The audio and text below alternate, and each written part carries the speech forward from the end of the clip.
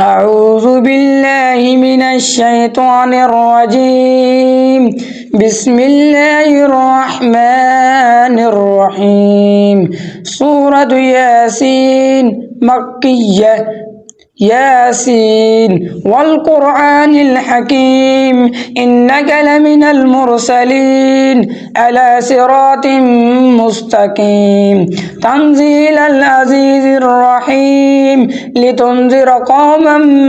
ما أنذر آباؤهم فهم غافلون لقد حق القول على أكثرهم فهم لا يؤمنون إن جعلنا في أعناقهم أغلالا فهي إلى الأذقان فهم مقمحون وجعلنا من بين أيديهم سدا ومن خلفهم سدا فأغشيناهم فهم لا يبصرون وسواء عليهم أنذرتهم أم لم تنذرهم لا يؤمنون إنما تنذر من اتبع الذكر وخشي الرحمن بالغيب فبشره بمغفرة وأجر كريم إنا نحن نحيي الموتى ونكتب ما قدموا وآثارهم وكل شيء أحصيناه في إمام مبين واضرب لهم مثلا أصحاب القرية إذ جاء المرسلون إذ أرسلنا إليهم اثنين فكذبوهما فعززنا بثالث فقالوا إنا إليكم مرسلون قالوا ما أنتم إلا بشر مثلنا وما أنزل الرحمن من شيء إن أنتم إلا تكذبون قالوا ربنا يعلم إنا إليكم لمرسلون وما علينا إلا البلاغ المبين قالوا إنا تطيرنا بكم لئن لم تنتهوا لنرجمنكم وليمسنكم منا عذاب عليم قالوا طائركم معكم أئن ذكرتم بل أنتم قوم مسرفون وجاء من أقصى المدينة رجل يسعى قال يا قوم اتبعوا المرسلين اتبعوا من لا يسألكم أجرا وهم مهتدون وما لي لا أعبد الذي فطرني وإليه ترجعون أتخذ من دونه آلهة إن يردني الرحمن بضر لا تغني عني شفاعتهم شيئا ولا ينقذون إني إذا لفي ضلال مبين إني آمنت بربكم فاسمعون قيل ادخل الجنة قال يا ليت قومي يعلمون بما غفر لي ربي وجعلني من المكرمين وما أنزلنا على قومه من بعده من جند من السماء وما كنا منزلين إن كانت إلا صيحة واحدة فإذا هم خامدون يا حسرة على العباد ما يأتيهم من رسول إلا كانوا به يستهزئون ألم يروا كم أهلكنا قبلهم من القرون أنهم إليهم لا يرجعون وإن كل لما جميع لدينا محضرون وآية لهم الأرض الميتة وأحييناها وأخرجنا منها حبا فمنه يأكلون وجعلنا فيها جنات من نخيل وأعناب وفجرنا فيها من العيون ليأكلوا من ثمره وما عملته أيديهم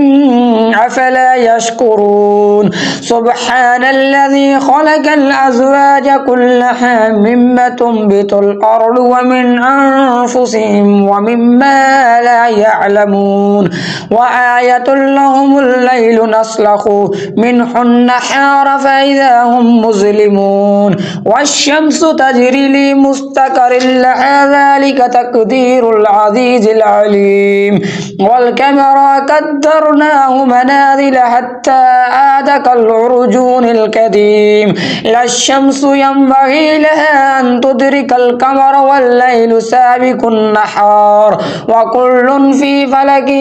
يسبحون وآية لهم أن حملنا ذرياتهم في الفلك المشحون وخلقنا لهم من مثله ما يركبون وإن نشاء نغرقهم فلا صريخ لهم ولهم ينقذون إلا رحمة منا ومتاعا إلى حين وإذا قيل لهم اتقوا ما بين أيديكم وما خلفكم لعلكم ترحمون وما تأتيهم من آية من آيات ربهم إلا كانوا عنها معرضين وإذا قيل لهم أنفقوا مما رزقكم الله قال الذين كفروا للذين آمنوا أنطعم من يشاء الله أطعمه إن أنتم إلا في ضلال مبين ويقولون متى هذا الوعد إن كنتم صادقين ما ينظرون إلا صيحة واحدة تأخذهم وهم يقسمون فلا يستطيعون توصية ولا إلى أهلهم يرجعون ونفخ في الصور فإذا هم من الأجداث إلى ربهم ينسلون قالوا يا ويلنا من بعثنا من مرقدنا هذا ما وعد الرحمن وصدق المرسلون إن كانت إلا صيحة واحدة فإذا هم جميع لدينا محضرون فاليوم لا تظلم نفس شيئا ولا تجزون إلا ما كنتم تعملون إن أصحاب الجنة اليوم في شغل فاكهون هم وأزواجهم في ظلال على الأرائك متكئون لهم فيها فاكهة ولهم ما يدعون سلام قولا من رب رحيم وامتازوا اليوم أيها المجرمون ألم أحد إليكم يا بني آدم ألا تعبدوا الشيطان إنه لكم عدو مبين وأن اعبدوني هذا صراط مستقيم ولقد أضل منكم جبلا كثيرا أفلا تكونوا تعقلون هذه جهنم التي كنتم توعدون اصلوها اليوم بما كنتم تكفرون اليوم نختم على أفواههم